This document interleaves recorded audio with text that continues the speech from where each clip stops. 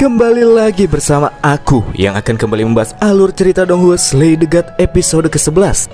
Buat teman-teman yang belum nonton bagian sebelumnya, silahkan cek dulu biar mengerti sama alurnya. Dan jika sudah, maka tanpa berlama-lama lagi kita akan langsung saja Lego.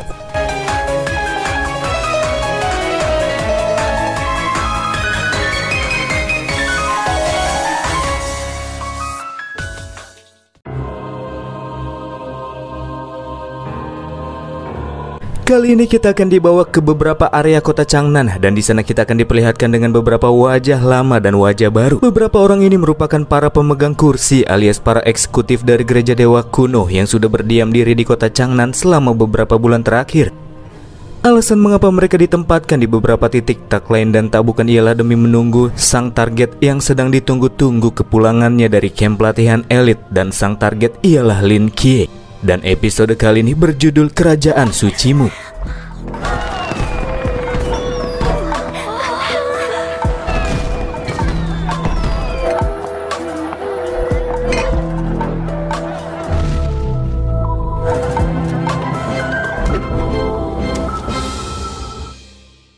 Beberapa bulan masa pelatihan pun telah terlewati, bersamaan dengan kita yang akan dibawa menuju camp pelatihan Night Watcher dengan para kadet yang saat itu sedang mandi air panas bareng-bareng.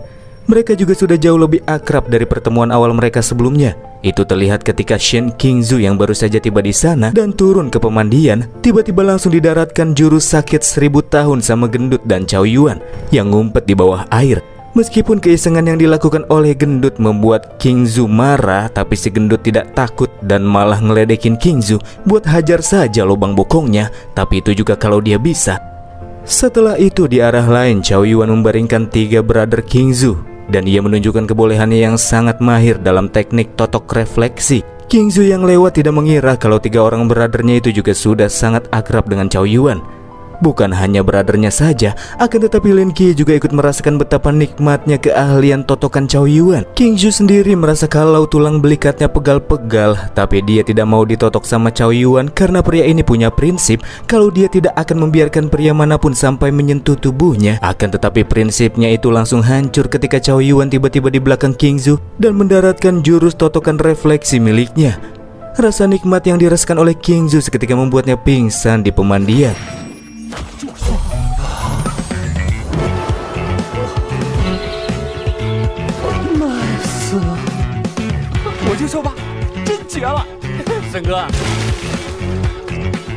Di lain hal, sebelumnya setelah progres misi membantu Nyx mencapai angka 51% dan sekarang sudah naik di angka 53%, Lin Kie telah membuka 2 pencapaian baru. Pertama ialah Kie sekarang bisa mensummon Nyx dalam waktu singkat ke dunia nyata, dan kedua, ia kembali mendapatkan kemampuan Nyx secara acak.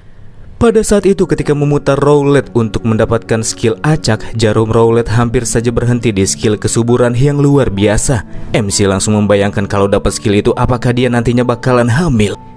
Ya, tapi nasib baik jarum roulette berhenti di skill The Darkest Erosion. Dikatakan bahwa itu merupakan kemampuan penting yang dimiliki oleh sosok dewa, memungkinkan MC untuk melahap apapun di sekelilingnya dengan kegelapan yang sangat pekat dan kemudian mengendalikannya. Bersama dengan itu, Kie juga diperlihatkan dengan ingatan dari masa lalu Nyx. Jadi pada suatu malam di dataran dewa, kita akan diperlihatkan dengan beberapa anak Nyx. Di antaranya adalah Aether, sang dewa angkasa, Kerel atau Ker, sang dewa penghancur, Hemera, dewi siang, lalu ada Atropos dan Lechesis, sang dewi takdir, dan Ceres, sang dewa kesuburan. Pada saat itu ketika Aether menemukan sebuah bintang kecil seukuran kelereng, Kerel berniat untuk merebutnya, tapi Nyx langsung memisahkan keduanya menjauhkan Karel yang mau merebut benda milik kakaknya. Tak berselang lama muncullah seekor owl berbulu putih yang datang ke arah Kerel. Itu merupakan pemberian dari Nyx supaya anaknya yang satu itu punya mainannya sendiri dan tidak lagi mengganggu saudaranya. Pada akhirnya ketika butiran debu salju turun dari langit menandakan musim dingin sudah tiba, bersama-sama mereka pun terbang dan melanjutkan permainan pada malam itu. Nyx menggunakan kekuatannya agar anak-anaknya bisa terbang seperti owl berbulu putih.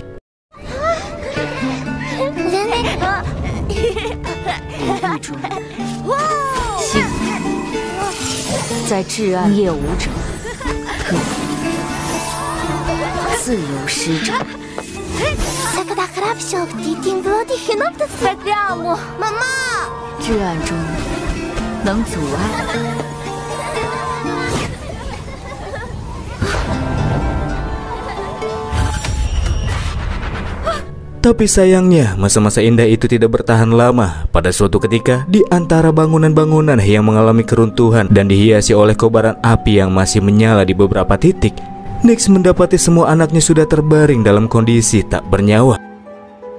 Tragedi tersebut kini sedang terjadi di hadapan MC, dan dari sinilah Kie baru mengetahui jika inilah alasan yang menyebabkan Nyx mengalami gangguan jiwa, sampai akhirnya ia harus mendapatkan perawatan dari RSJ. Dan sekarang yang tersisa cuma tinggal Lin Kie atau Danadus, anak Nyx yang dianggap masih hidup. Kie bertanya apakah ada sesuatu yang bisa ia lakukan terhadap masalah sang dewi.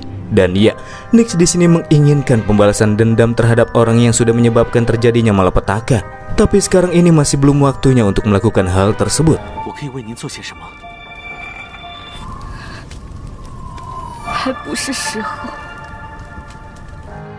Kembali ke RSJ Dewa, Kie seperti biasa mau ngajakin pasiennya untuk jalan-jalan, tapi bukan berjalan-jalan di area sekitaran RSJ seperti biasanya, melainkan di dunia nyata.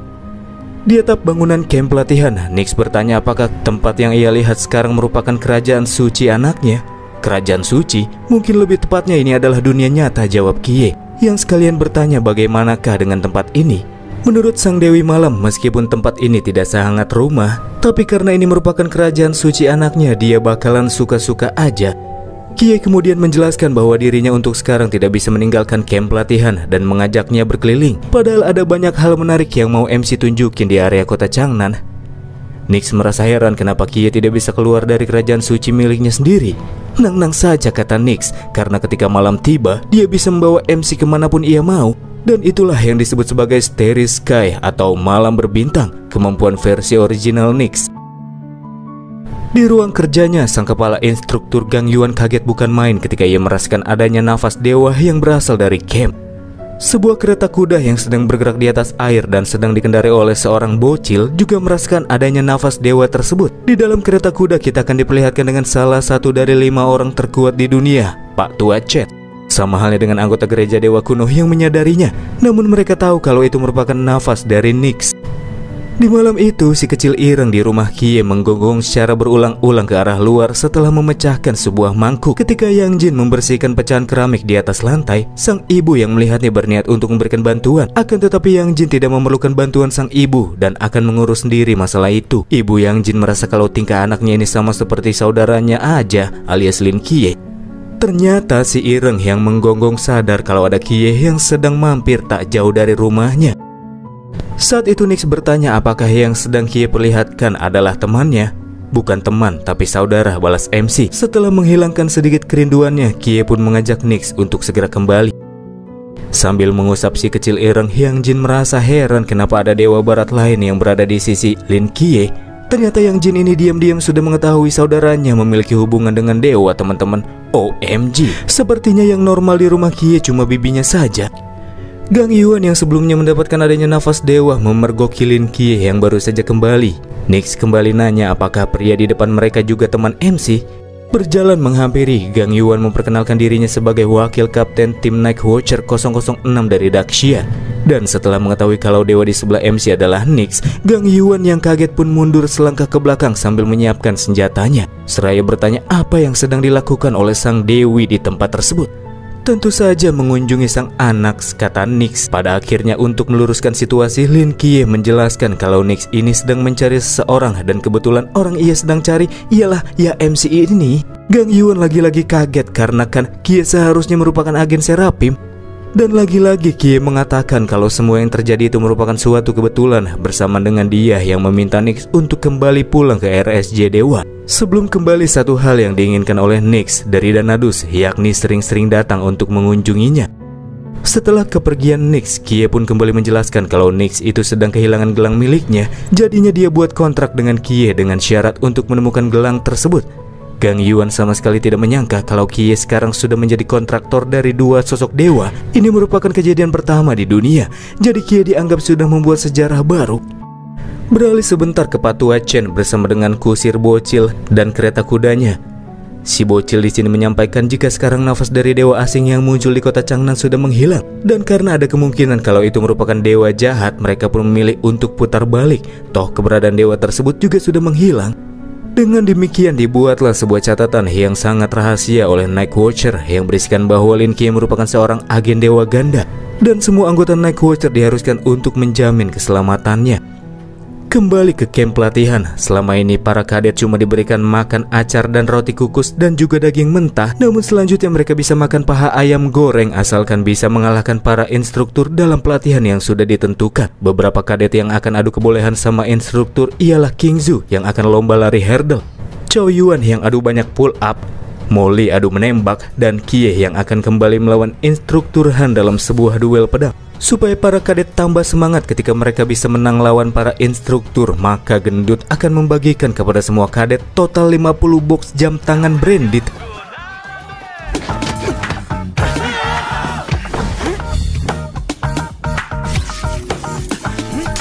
Sementara para kadet berhadapan dengan para instruktur, tak jauh dari sana terlihat ada Hong Ying yang datang ke camp bersama dengan Kapten Tim 136 Chen Muye, di mana Chen Muye ingin mengobrol secara empat mata dengan kepala instruktur Gang Yuan.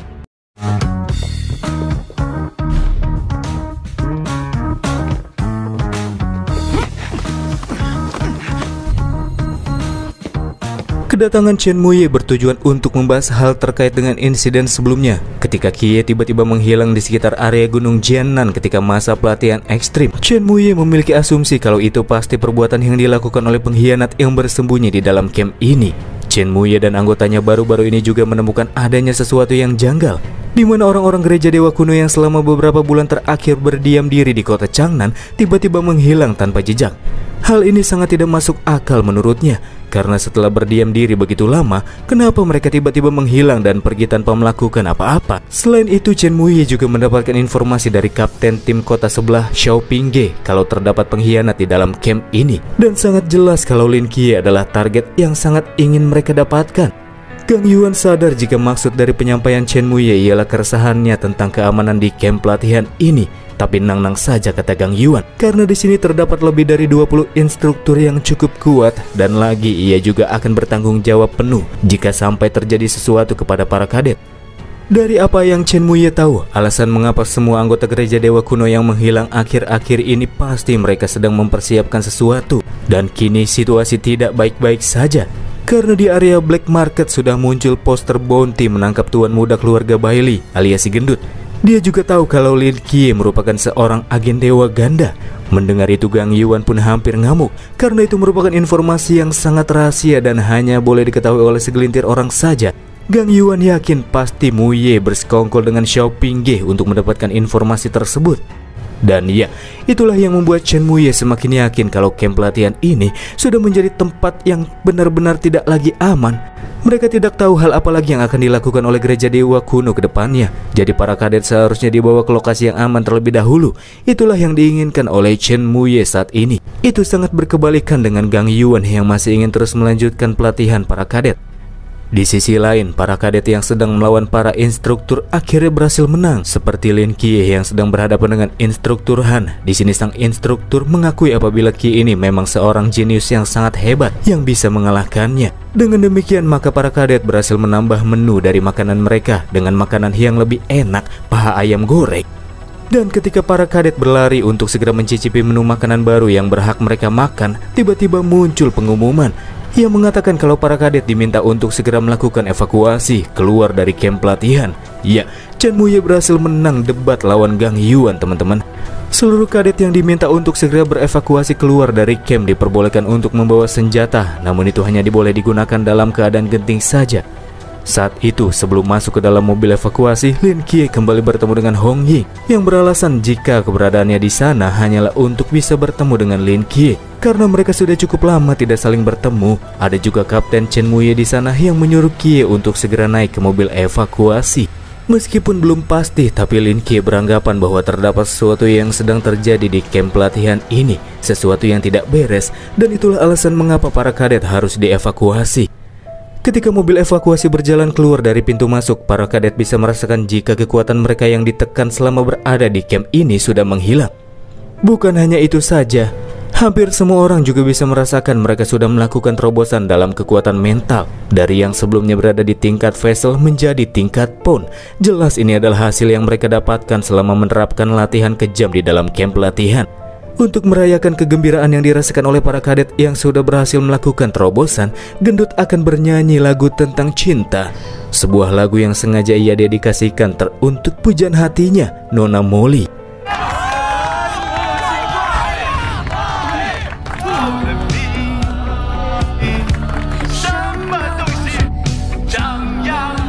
Sama seperti kadet lain, Lin Kie yang sebelumnya berada di tingkat Vessel juga sudah menerobos tingkat Pon. Dengan begitu maka Kie kini sudah bisa membuka pintu kedua yang terdapat di dalam RSJ Dewa. Seorang pasien baru dan dia adalah seorang Archmage.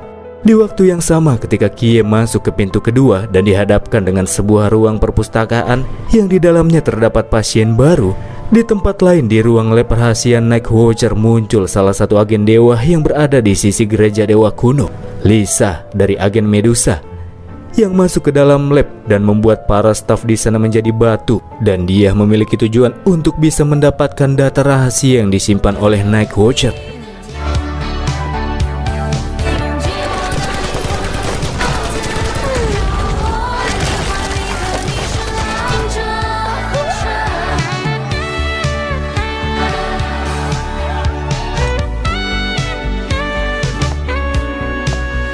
Di waktu yang sama juga, proses evakuasi nyatanya tidak berjalan dengan mulus, karena ketika berada di tengah perjalanan, dari arah lain terlesatkanlah rudal-rudal terbang musuh yang tertuju ke arah mobil evakuasi, membuatnya terguling tepat di saat Kie baru saja kembali dari RSJ Dewa.